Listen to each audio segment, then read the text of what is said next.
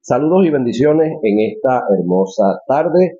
Vamos a dar inicio a la clase correspondiente al día de hoy. Estamos estudiando lo que es la materia de Cristología de alta crítica. Ya vamos en la página 56 de la guía.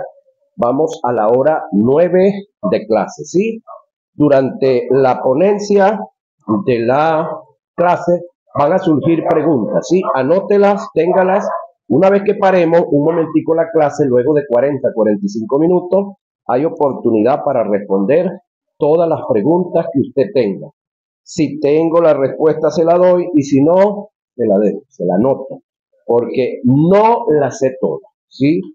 Antes yo me preocupaba que me preguntaran algo y yo no lo supiera, hasta que me enteré que el Hijo de Dios, Jesús, un día llegó a una casa preguntando a dónde habían sepultado a su amigo Lázaro. Y si Jesús no sabía alguna cosa, que yo no sepa alguno, eso no es gran cosa. Si lo máximo, lo más grande, lo más hermoso que ha pisado la tierra, hubo cosas que tuvo que preguntar y otras que tuvo que aprender, que me toque a mí, no es mucho. ¿Sí? Entienda eso. Ahora, eso me ha llevado a estar quieto, tranquilo, a vivir la vida y a ayudar a todo el que pueda. Clase número 9. Estamos viendo, déjenme echar una revisadita por aquí, Cristo como el Cordero de Dios. Ese es el tópico que estamos desarrollando. Aconteció después de estas cosas que probó Dios a Abraham y le dijo, oiga, Abraham, y él respondió, heme aquí. Y dijo, toma ahora tu hijo, tu único Isaac, a quien amas, y vete a tierra de Moriah. Ahora la pregunta es, biológicamente hablando, ¿ese era el único hijo que tenía Abraham? No, estamos clarísimos. Y ofreció allí en holocausto, y ofrécemelo allí en holocausto sobre uno de los montes que yo te diré. Y Abraham se levantó muy de mañana y enalbardó, dice la versión, aquí dijéramos enjamugó su asno, y tomó consigo 2 siervos suyos y a Isaac, su hijo, y cortó leña para el holocausto. Y se levantó y fue al lugar que Dios le dijo. Al tercer día alzó Abraham sus ojos y vio el lugar de lejos, y entonces dijo Abraham a su siervo, espera aquí con el asno. Mira lo que viene ahora. Y yo y el muchacho iremos hasta allí y adoraremos y volveremos. Wow. ¿Y qué? Y volveremos a vosotros. Y tomó Abraham la leña y el madero del holocausto, ¿sí? Y la puso sobre Isaac. Nótese que ya Isaac era un muchacho ya de un tamaño regular, se estima que estaba entre los 13, 14 o 15 años, a su hijo. Entonces a Isaac, es decir, Abraham cortó la leña, ¿sí? Pero ¿quién la llevaba cargada? En el primer trayecto el burro, ¿sí? Pero después que dejaron los burros, ¿a quién le tocó llevarla? ¿Tipo de quién? De Cristo, ¿sí? Ahora, y él tomó en su mano el fuego y el cuchillo, y fueron ambos juntos. Entonces habló Isaac a Abraham, su padre, y dijo, Padre mío, y él respondió, heme aquí, mi hijo. Y él dijo, he aquí el fuego y la leña, mas ¿dónde está el cordero para el holocausto? Pregunto yo. ¿Sabía el muchachito a qué iban? Inocente muchacho, con ese tamañote, ¿verdad? Ahora, ah, cordero para el holocausto, y respondió Abraham, Dios se proveerá de cordero para el holocausto, hijo mío. E iban juntos, y cuando llegaron al lugar que Dios le había dicho, edificó allí Abraham un altar y compuso la leña y ató a Isaac. Ahora, ¿usted quiere que agarrar a un muchacho de 13 años y amarrarlo? Eso es fácil, fácil así, un viejo de 100 años, sin explicarle, sin decirle nada. Mientras iban de camino, el muchacho no sabía nada. Por la pregunta que hizo se puede deducir, porque él está preguntando dónde está el cordero, porque de holocausto sabía el muchacho, de leña y de fuego, y sabía que se usaba un cordero, pero aquí no sabía que él era el cordero hasta ahora, ¿sí? Pero cuando llegan al lugar, no me explica, pero usted debe de tener un razonamiento y hacer un análisis sobre el asunto. Dice que Abraham hizo un altar y compuso la leña y ató a Isaac. ¿Usted cree que eso, primero, buscar las piedras y acomodarlas? Primero la base, para luego colocar la madera y luego hablar con el muchacho y convencerlo. ¿Usted cree que eso es así nada más, vaya a hacer botella? Ok, el detalle es que el escritor me lo resume aquí, pero usted tiene que ampliar esa visión sobre lo que usted está leyendo, sobre lo que usted está viendo. Ahora, y ató a Isaac su hijo y lo puso en el altar sobre la leña. Y extendió Abraham su mano y tomó el cuchillo para degollar a su hijo. Entonces el ángel de Jehová le dio voces desde el cielo y dijo: Abraham, Abraham. Y él respondió: heme aquí. Y dijo: no extienda tu mano sobre el muchacho ni le hagas nada, porque ya conozco que temes a Dios, por cuanto no me rehusaste tu hijo, tu único. Entonces alzó Abraham sus ojos y miró, y he aquí a sus espaldas un carnero o un cordero trabado en un salzar por sus cuernos. Y fue Abraham y tomó el carnero y lo ofreció en holocausto en lugar de su hijo. Eso está registrado en Génesis 22, 1 al 13. Entonces acá podemos ver la demanda que Dios le hizo a quién, a Abraham. Podemos ver la obediencia que tuvo Isaac. Isaac acá tiene una tipología de Jesús y Abraham tiene una tipología de Dios. Note en el relato que Isaac representa la humanidad, en este caso, y el cordero que fue sacrificado representa a Cristo, quien murió en nuestro lugar, pero todo se dio por la fe. La obediencia, en este caso, es la palabra más adecuada y correcta.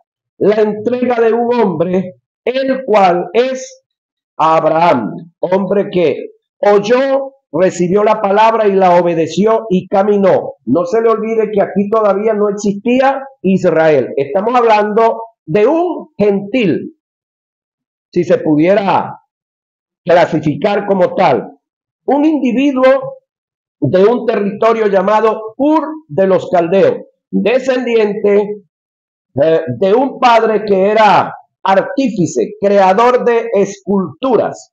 Es por esta causa que el apóstol Pablo cita este acontecimiento en la carta que escribe a los Gálatas, donde le da un sentido espiritual e universal a la bendición que vendría sobre las, oiga, naciones, por causa de la entrega recíproca de las simientes. Pablo dice: en tu simiente, oiga, en tu simiente, la cual es Cristo. No está hablando de otro ser que no sea Cristo.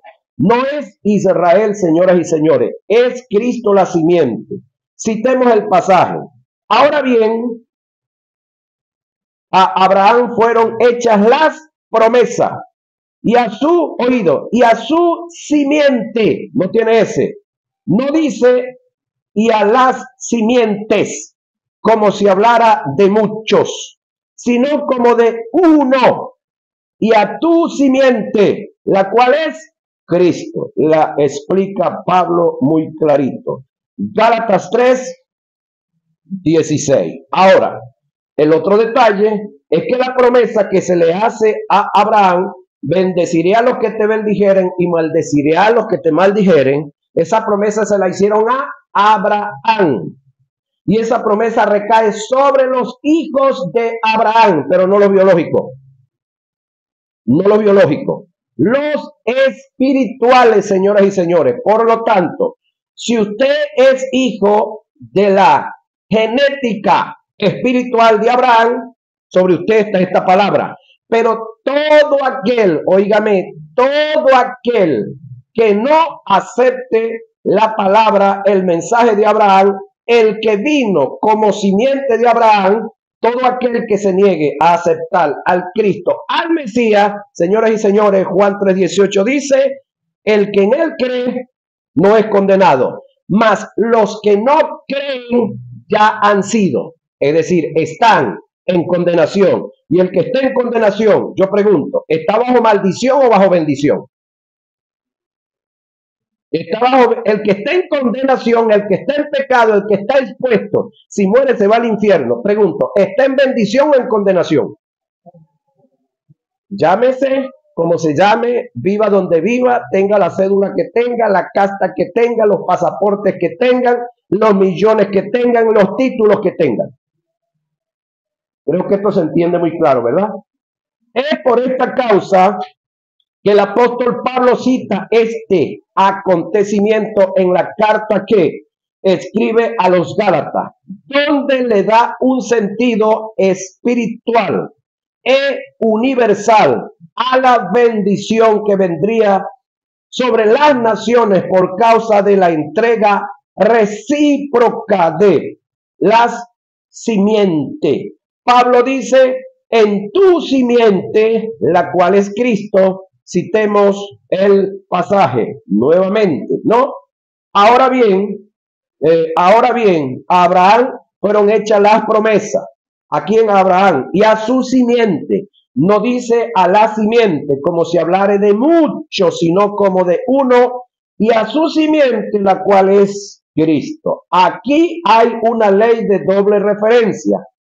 Ambas simientes, tanto Isaac como Jesús, recibieron la bendición del pacto en la fe y la obediencia de Abraham. Lo serio del pacto fue que Dios se tuvo que valer de un hombre que caminara en fe y en obediencia para hacerle demandas en su simiente, y por causa de esta entrega Dios poder introducir su simiente en la tierra. La presentación del Cordero ante el verdadero lugar santísimo. Recuérdense que los corderos se presentaban aquí ante una simbología que se le fue dicho a Moisés que hiciera, pero eso era solamente sombra de lo que habría de venir. Ahora la pregunta es, lo que habría de venir, que se menciona como sombra, ¿ya vino o viene? Ya vino. La presentación del Cordero ante el verdadero lugar santísimo. El único ente autorizado por Dios para presentar el Cordero en el lugar santísimo eran los sacerdotes levitas. Esto fue una realidad en la vida de Jesús. Como el Cordero de Dios, él estaba bajo la autoridad de Pilato, el cual podía mandar a crucificar. Citemos el pasaje. Entonces le dijo Pilato, ¿a mí no me hablas? ¿No sabes que tengo autoridad para crucificarte y que tengo autoridad para soltarte? Juan 19:10. Si la crucifixión hubiera sido por voluntad de Pilato, quien estuviera presentando el Cordero ante Dios, sería un gentil y pagano. Por consiguiente, el sacrificio no tendría valor para Dios y se perdería el Cordero que él había preparado de antemano. Por esta causa, Dios le puso un sueño a la mujer de Pilato, Mateo 27:19, para que desistiera de su autoridad y entregara a Jesús al Sanedrín, y fuera el cuerpo de anciano los que llevaran a Jesús a la cruz, y en su ignorancia, por supuesto, lo hicieron. Presentaran el último y verdadero Cordero ante el verdadero lugar santísimo. Es por esta causa que Pilato se lava las manos, desistiendo y desentendiéndose de la autoridad que tenía sobre Jesús. Según algunos historiadores, Anás, oiga, sacerdote vitalicio, suegro de Caifás, que era el gran sumo sacerdote, estaba al pie de la cruz, presenciando la muerte de Jesús, dándole cumplimiento a la entrega ante Dios del verdadero Cordero. Ahora, ¿dónde cree usted que estaba Caifás? En el templo, para que presenciara la ruptura del velo de arriba abajo, para que en boca de dos testigos, el sumo sacerdote y el vitalicio, se dieran estas señales que se dieron. ¿En qué consiste el poder de la sangre de Jesús como antetipo del Cordero Pascual? Cuando los escritores del texto sagrado del Nuevo Testamento hacen mención de la sangre de Cristo vertida en su sacrificio, lo hacen en un conocimiento previo que tenían de la sangre derramada en el altar del sacrificio. Ellos conocían que la sangre del antiguo pacto que emanaba de los corderos traía como resultado la expiación. Nótese, la expiación cubría los pecados y la propiciación, trayendo la reconciliación del pueblo sobre el hebreo, por el periodo de un año, y que dicho sacrificio era tipo de la sangre que se derramaría del verdadero Cordero, ya preparado desde la fundación del mundo o antes de la fundación del mundo, para la salvación eterna a todos los que creyeran. La verdad del caso en relación a la sangre es que el perdón no está en la sangre, oiga, sino en la vida que se entregó por causa del derramamiento de sangre. Te lo explico. Si el sumo sacerdote tomaba un cordero y lo estrangulaba y luego lo llevaba al altar muerto y derramaba su sangre, era sangre, esa sangre no tenía valor para Dios, ya que el poder no estaba en la sangre derramada, sino en la vida que se entregó por causa de derramar la sangre. Llevando esta verdad al periodo de la gracia, el perdón en el sacrificio de Jesús no está en sí, en la sangre, sino en los incidentes que se dieron en la cruz por nuestra regeneración, al entregar su vida derramando la sangre.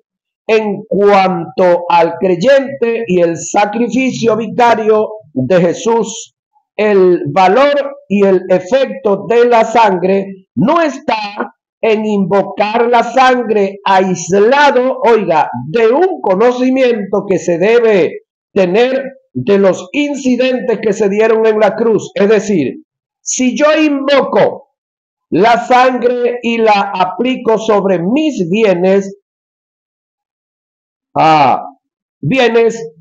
dígase casa, carro, el amoblado, aún sobre mis hijos, mi cónyuge y mi vida, y no se me ha sido revelado en mi espíritu él.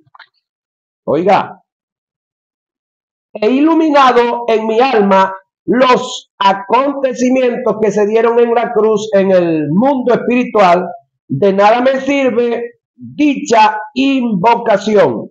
En la cruz se dieron 3 incidentes que fue lo que le dio lugar a mi regeneración. Dichos incidentes fueron redención, remisión y propiciación. Es decir, si yo no sé nada qué es redención, si yo no sé nada qué es remisión y yo no sé qué es propiciación, de nada me sirve que yo rece sobre la sangre de Cristo y que bañe a Raimundo y todo el mundo y que todos los días me esté bañando de la sangre de Cristo. De paso le digo, La sangre de Cristo vino sobre nosotros una sola vez y para siempre. De ahí quedamos cubiertos. No necesitamos estar derramando ni echándole sangre de Cristo a más nadie. Ahora nadie de paso puede echar sangre de Cristo sobre nadie, que es otra cosa.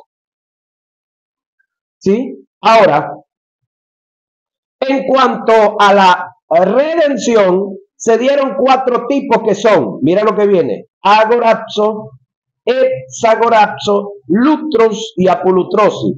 Cada uno de ellos encierran grandes verdades de mucho valor que todo regenerado como hijo de Dios debe conocer para que la sangre tenga su efecto cuando la mencionamos en fe. De no estaríamos cayendo en acto de vampirismo, fetichismo y ocultismo, depositando nuestra fe en un mundo de fantasía, falacia y engaños que para Dios no tienen ningún valor. Además de los tipos de redención que se dieron en la cruz, también se dio la remisión y la propiciación. Es triste decirlo, pero un gran número de adeptos que tenemos en nuestras congregaciones no tienen ni la menor idea de los incidentes que se dieron en la cruz. Si les pides que te den un concepto de lo que es redención y los tipos de redención que se dieron, que es remisión, y que es propiciación, quedan a la deriva porque desconocen lo que es en sí en la cruz se dio en el mundo espiritual. Aún más, si le preguntas qué es regeneración, no tienen ni la menor idea del tema que le están tratando. ¿Cómo es que invocamos la sangre de Jesús en fe si no tenemos conocimiento de los antes dichos? Esta es mi más grande preocupación, que tengamos en nuestras congregaciones adeptos caminando en un mundo de ignorancia en relación al tema de la sangre, siguiendo la tradición de los que por años nos han dicho los mismos. Necesitamos en nuestras congregaciones ministros que sepan trazar bien la palabra, que sean estudiosos del texto sagrado, que conozcan las reglas y principios de interpretación para que hagan una exégesis de las escrituras y conozcan el pensamiento de Dios y podamos de esta forma hacer un verdadero pastorado, llevando al pueblo al conocimiento del Hijo de Dios, a un varón perfecto, hasta que lleguemos a caminar tal como lo hizo Jesús mientras estuvo en la tierra. Reitero, cuando los escritores del Nuevo Testamento hicieron registro de la sangre de Jesús como el Cordero de Dios, sabían lo que estaban plasmando. Ellos entendían que la sangre tenía relación con la redención en sus 4 tipos. Sabían que la sangre estaba aunado al acto de remisión y estaban claros que la propiciación y la sangre tenían estrecha correlación y firmemente sabían qué es la regeneración. Ellos no escribieron acerca de la sangre en ignorancia.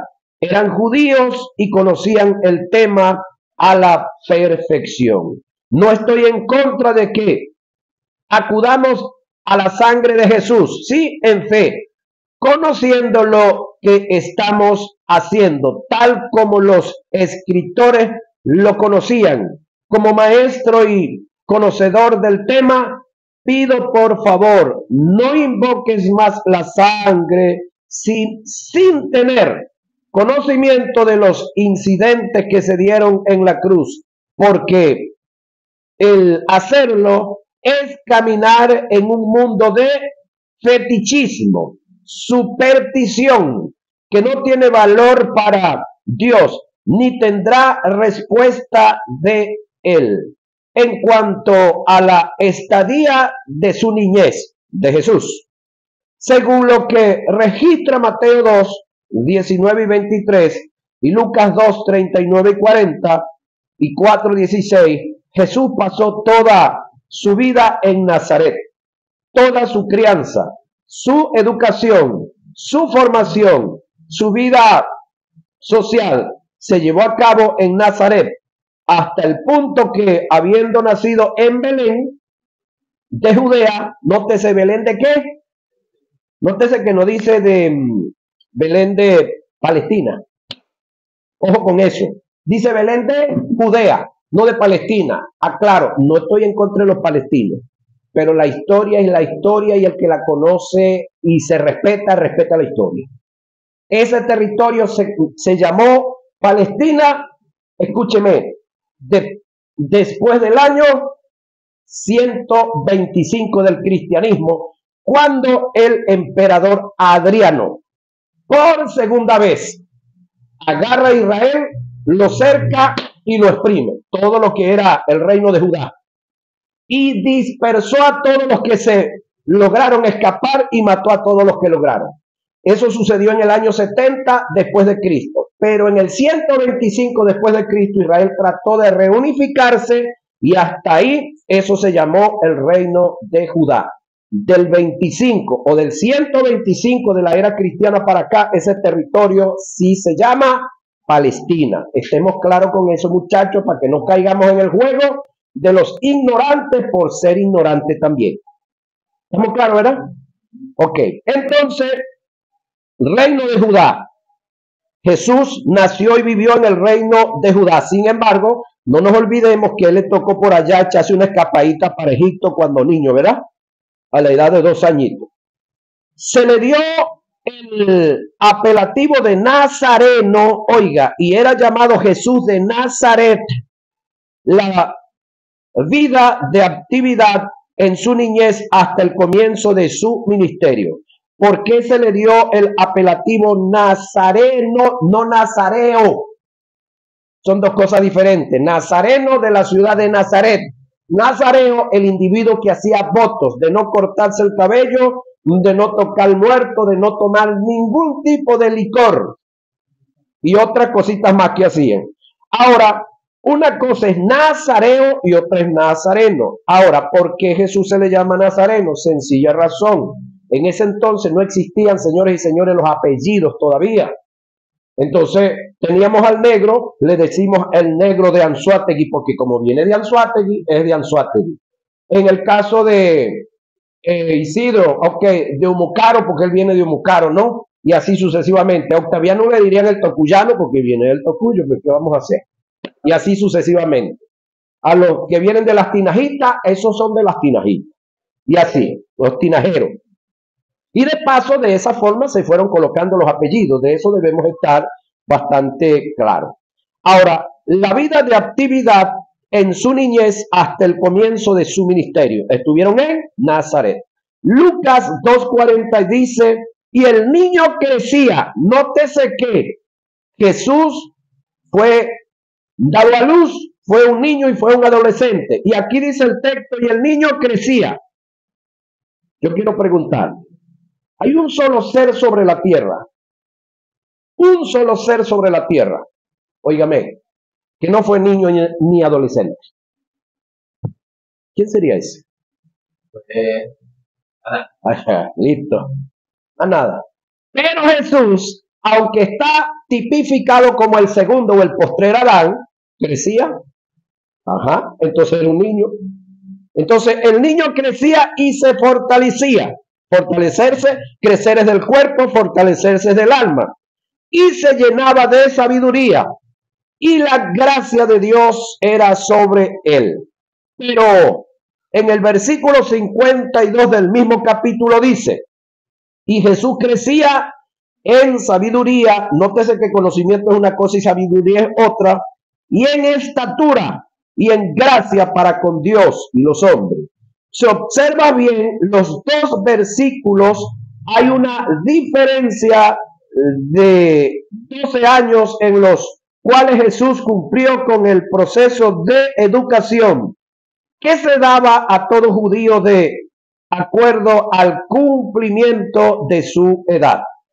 La responsabilidad principal que reposaba sobre los padres era entrenar a sus hijos para el desarrollo de su vida como miembro de la comunidad de Israel, o en este caso del reino de Judá.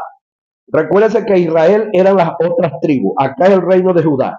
Cumplir con el mandato de Deuteronomio 6, 3 y 9 era tomado muy en serio y estaba incluido en las oraciones de la mañana y de la noche. A continuación voy a presentar en escala las diferentes etapas por las cuales pasó Jesús en su formación, en este caso de niño a adolescente. Durante el tiempo de la niñez de Jesús, la enseñanza de los hijos recaía en gran parte sobre sus padres y las sinagogas. Eran los lugares de reunión, por decir algo, acá en la congregación. Lucas 2:51 y 4:16. Durante la escuela elemental, según las tradiciones judías de su época, se les enseñaba la lengua hebrea y el Pentateuco. Al estudiar los 5 libros de Moisés, el primero que analizaban era Levítico. El concepto judío de cómo el hombre debía desarrollarse y entrenarse en la vida según sus costumbres era de la siguiente manera. A los 5 años alcanza la edad para empezar a estudiar las escrituras, empezando por la Torá, que consistía en el Pentateuco, que contenía las leyes de Dios, las leyes de Dios, y fueron escritas por Moisés. A los 10 años para estudiar la Mishnah, que tenía que ver con las tradiciones orales que se desarrollaban acerca de la ley. A los 13 años, óigame, llegaban a la edad para comenzar a cumplir los mandamientos y se hacía hijo de la ley o del pacto, conocido como Bar Mitzvah, y es recibido en la membresía de la comunidad. Les es dada por primera vez una porción de la Torá, donde el Bar Mitzvah mostraba su habilidad como hombre entre la comunidad judía y asumía total responsabilidad de sus propias acciones. Es decir, dejaba de ser niño y pasaba a ser legalmente aquí en Venezuela adolescente, pero era una mayoría de edad en ese aspecto para la parte espiritual. El padre del joven hacía una oración diciendo: bendito sea el Señor, quien me ha librado de la responsabilidad de este niño. El joven seguía bajo la responsabilidad de sus padres, pero él era responsable ante Dios por sus acciones. A los 15 años para estudiar el Talmud, que consistía en un cuerpo de leyes hebreas civiles y canónicas basadas en la Torá de Moisés. El Talmud se compone de la Mishnah y la Gemara, que es un comentario sobre dichas tradiciones legales. A los 30 años, según la tradición de los levitas, entra en la plenitud de su servicio. Es posible que Jesús haya tomado este principio en cuenta para el inicio de su ministerio. Un levita no tenía autoridad para hablar o ejercer en público sus liturgias o cultos, sino hasta que cumpliese los 30 años. Cabe notar que según Lucas 3:23, Jesús dio inicio a su ministerio a la edad aproximada de 30 años. Quizás lo hizo tomando en cuenta este principio levítico, aunque Jesús no era de la tribu de Leví. Sí, pero más o menos para agilarse y para que la murmuración sea amena. Otro de los detalles es que entre los historiadores todavía no se ponen de acuerdo. Se cree que Jesús nació entre el año 4 y el año 7 después de Cristo. No sé si eso se me hago entender, dijo uno por ahí. Es decir, que no nació. De paso, el año 0 no existe para el calendario romano. El 0 no existe. Me cuentan que aquí en Chile los niños le cuentan la edad desde el día, es decir, el día que nacen ya le cuentan el primer año. No sé hasta dónde sea cierto, quisiera averiguarlo un poco más.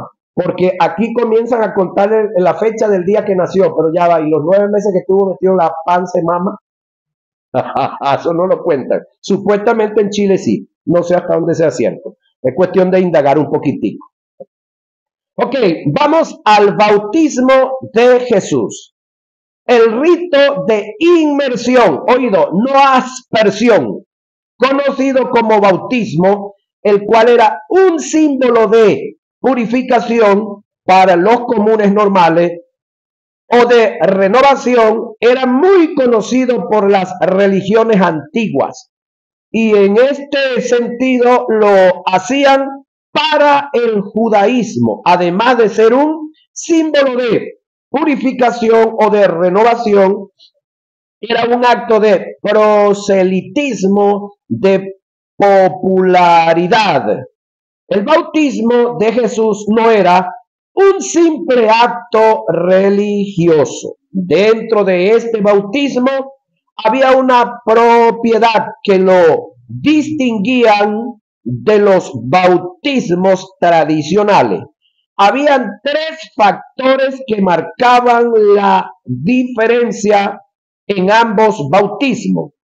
Apunta una purificación no ritual, sino moral, induciendo el hombre a tener un cambio de conducta sin politeísmo alguno y sin sectarismo. Mateo 3, 1 y 8. Tiene un valor escatológico, ya que anuncia el reino de Dios procedente del Mesías como su mayor representación. Mateo 3:2.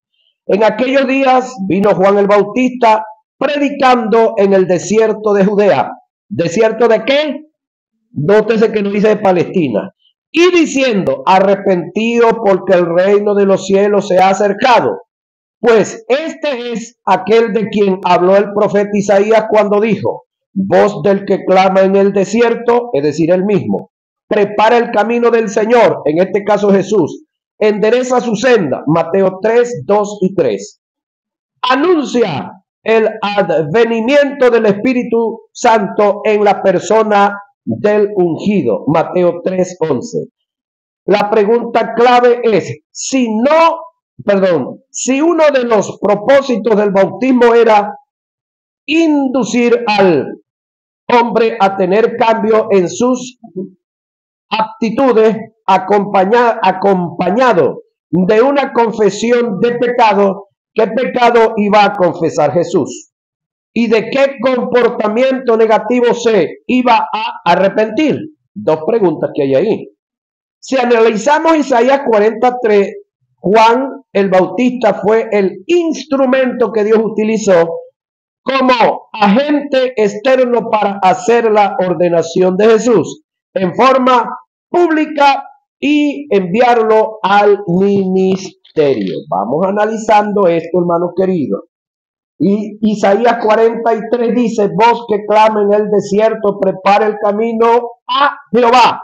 Y nótese que el que está viniendo es Jesús, pero eso guarda relación. Endereza calzada en la soledad a nuestro Dios. Quiere decir, acá el que escribe que está reconociendo a Jesús como ¿quién? Como Dios. Mateo 3:3, Juan 1:23. Lo anterior se corrobora con la lectura de Juan 1:28 y 31 y el verso 34. El ungimiento, el siguiente día vio Juan a Jesús que venía a él y dijo, he aquí el Cordero de Dios. Oiga, que quita, importante esta expresión, el pecado del mundo. Ahorita diría Juan, si estuviera allá, que quitó el pecado del mundo.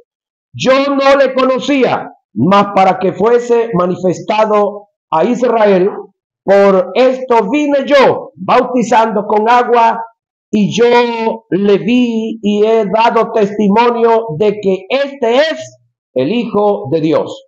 En Isaías 42, 1 y 9 se deja ver claramente el comienzo del ministerio del Mesías, después de haber sido anunciado públicamente por Juan en el Jordán. Al ser bautizado, el factor principal del bautismo de Jesús fue la ordenación pública para el envío al ministerio. Juan 1, 31 y 34. Hágale seguimiento a los elementos que se usaron para ordenar a Jesús al ministerio, por favor.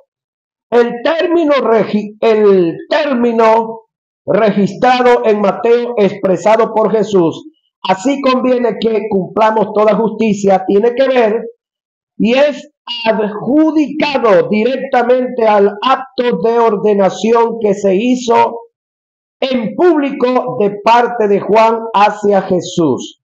La ley de Moisés daba como mandamiento que todo sacerdote levita debería ser ordenado y consagrado al oficio sacerdotal a la edad de 30 años. ¿Cuántos años tenía Jesús aproximadamente? 30. Ajá. 30 años en adelante. Número 4:3.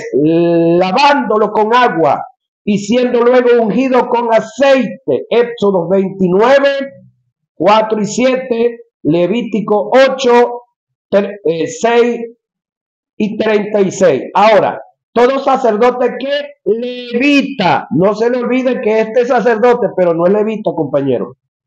Creo que este era el pensamiento de Jesús, que el momento era propicio para cumplir con dicho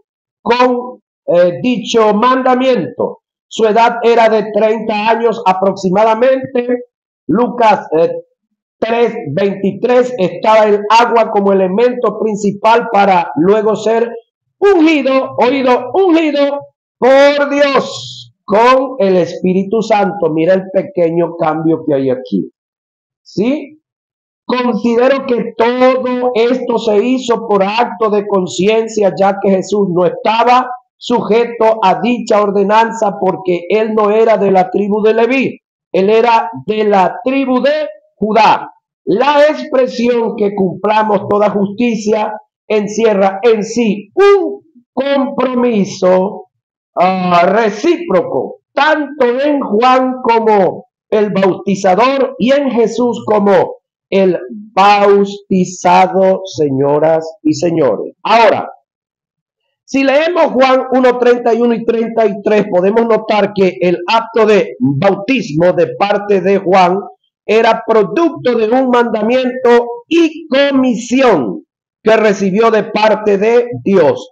El pasaje dice, y yo no le conocía, óigame, sigue Juan diciendo que no le conocía, pero cuando nosotros leemos atrás nos damos cuenta que las madres de ambos dos eran primas, de que vivían en el mismo barrio, Las Tinajitas, uno en Las Tinajitas arriba y el otro en la de abajo, y eso no había tanta gente como ahorita. No lo conocía, no lo conocía como qué, como el Mesías, pero jugaron trompo juntos, jugaron metra juntos, jugaron yoyo, se bañaron en los pozos de la quebrada juntos, tiraron piedras juntos, echaron bromas, se tiraron a serrín juntos. ¿Y cuántas cosas más? Pero como el Mesías, como el que venía a salvar a Israel de su pecado, no lo conocía. Ese es el término, no lo conocía, que está diciendo acá. Pero como esto se extiende, hermano querido, y esto pasa, aquí no hay tiempo para hacer un pequeño corte, y el tiempo se nos fue.